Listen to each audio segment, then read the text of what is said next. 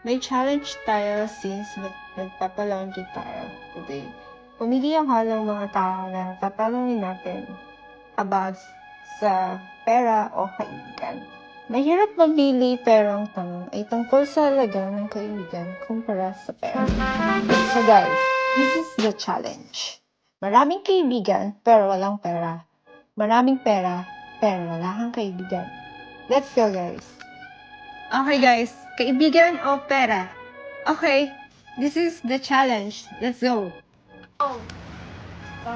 Yeah? Siyempre, doon ako sa ano, Sa? maraming pera, kahit walang kaibigan. Alright. Bakit? Napili mo maraming kaibigan. Ay, maraming pera.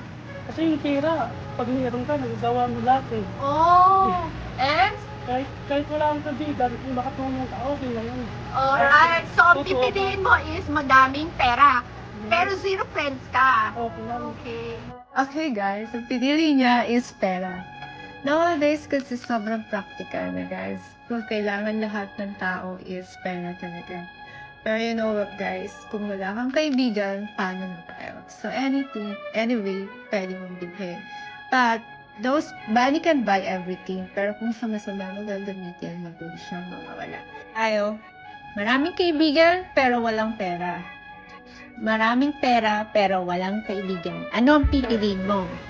Baka naman, doon na lang ako sa maraming pera pero walang kaibigan. Kasi lahat kasi ng bagay magagawa ko pag meron kang pera. Oh my God! Amazing! Thank you!